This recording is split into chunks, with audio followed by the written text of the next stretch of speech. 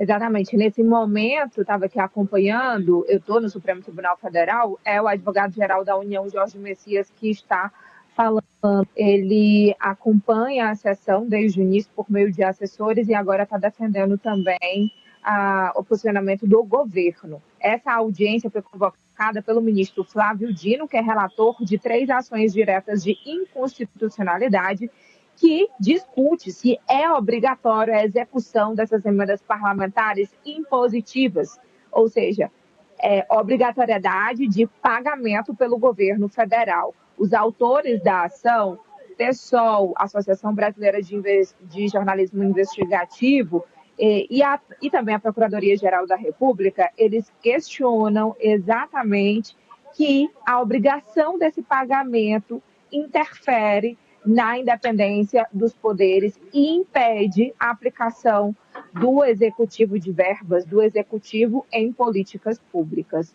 O ministro relator Flávio Dino, em um determinado momento da manhã, entre um representante e outro, ele falou que o Supremo Tribunal Federal não está interferindo nessas relações entre executivo e legislativo, mas sim é dever do STF estar atento à Constituição, que exige responsabilidade fiscal. Vamos ver um trecho da fala dele. A regra do 64A diz que a União, Estados, o Distrito Federal e os municípios devem conduzir suas políticas fiscais de forma a manter a dívida pública em níveis sustentáveis. Então, de fato, é algo que o Supremo leva em conta. Contudo, evidentemente, sabemos que primacialmente esse é um tema de índole política, portanto, de atribuição do Executivo e do Legislativo. A questão é, quando no concerto com C dos poderes políticos isso não se equaciona, o que acontece naquela porta lá do Supremo, alguém entra com um problema debaixo do braço e entrega aqui. Então, essa é a questão, com a esperança da falta do concerto com C, o concerto com S. E aí vem o controle de constitucionalidade, como... Só lembrando que nesse ano previsto no orçamento, e do orçamento do ano que vem também, são mais de 50 bilhões de reais em emendas parlamentares. E as emendas impositivas, que dizem respeito às emendas individuais, que é o valor cada parlamentar, também as de bancada, que diz respeito a cada estado, e as emendas PIX englobam essas obrigatoriedades e somam cerca de 25 bilhões de reais. Chamou a atenção, só uma observação que eu faço, a fala do governador Mauro Mendes, que é do Mato Grosso, e ele é um dos partidos envolvidos nas investigações que estão no Supremo Tribunal Federal sobre emendas parlamentares. O União Brasil é um dos partidos mais implicados nessa questão do desvio das emendas. E ele falou que atualmente há uma anomalia e que não pode seguir com esse modelo.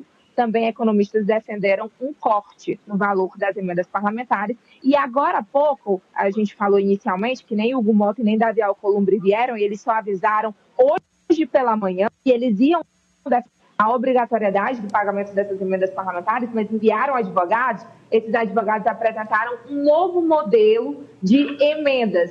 Agora há pouco foi apresentado. Ao invés dos próprios parlamentares fazerem essa indicação através dos presidentes das casas, essas emendas passariam agora pelas comissões. Só depois de aprovadas em comissões é que elas iriam para a execução. Vamos lá, o seguinte, aproveitando aqui, professor, a fala do ministro Dino, ele fala no concerto com C e o concerto com S. O concerto com C é o que deveríamos ter, cada poder cuidando do seu... cada qual, cada um no seu quadrado. Como não temos, uns querendo avançar nos poderes dos outros, é necessário um concerto com S, que é o que o Dino está tentando fazer. Essa providência aí do Congresso, não, agora a emenda não vai mais pelo parlamentar, mas vai pela comissão, é suficiente? Não, mas o ministro Flávio Dino faz o possível do que determina a lei, especialmente a Constituição, que é a nossa lei maior, que sequer número tem, né? ele está se referindo, claro, ao artigo 37, que exige a publicidade, né? A legalidade, impessoalidade, moralidade, publicidade e eficiência. Bem, ele está fazendo o correto, ou seja, mostrando que o Congresso tem de seguir esse caminho. Mas, e aí é a questão principal, o quantum, o valor total das emendas, evidentemente que ele não pode falar que é X, Y ou Z. Isso cabe a outro poder, como ele fez referência no início da sua fala, ao Legislativo. Em suma, em termos de valores, vai continuar tudo a mesma coisa. O que vai ter uma mudança é no método, na forma da liberação desses recursos, que é o máximo que o STF pode fazer sem que, se fosse o contrário, teria de invadir a esfera do Legislativo, que não é o caso, ele deixou isso muito claro. A grande questão é que as emendas parlamentares bilionárias, que é um escândalo, valores pornográficos, só tem no Brasil, não há nenhum presidencialismo igual ao brasileiro, e se transformou cada emenda numa espécie de fundo eleitoral do deputado federal ou do senador. É um escândalo, tem de acabar. Agora, difícil em valores, né? Tem de ter uma emenda muito menor. Dificilmente vai ocorrer. Isso vai continuar até a hora que o país for explodir. Vai acontecer alguma coisa que vai ter de interromper esse escândalo, que são os valores pornográficos das emendas parlamentares. Quem está acostumado com isso, e já vem desde o governo, um pouco do governo Dilma já, depois cresceu no Michel Temer e no Bolsonaro virou absoluto. Quem está, os deputados, senadores, quem está acostumado a comer filé, de uma hora para outra não quer ir para o PF, né? Amadeu, esse desmame não vai acontecer com esse Congresso, dificilmente com outro Congresso, porque independe de ideologia partidária, independente de partido político, se é oposição ou base governista, quando se trata de emendas parlamentares, quando se trata de aumentar esse montante, que já é absurdo, como o professor Villa bem classificou, é pornográfico.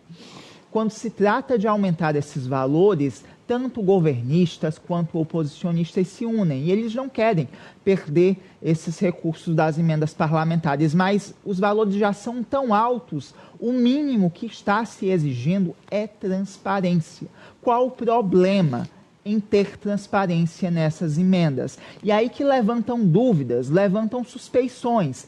Será que esses parlamentares que tanto lutam contra a transparência não estariam, como esse aí do PDT que está sendo investigado, engavetando dinheiro já para fazer campanha no ano que vem? Então isso gera dúvida e a população fica com essa incógnita, com esse questionamento. Vamos lá. Aliás, a Raniela informou aqui que de 2016 para cá, 9 anos, portanto, subiu 700% o valor desse dinheiro das emendas parlamentares. É um escárnio, é um escárnio. Agora,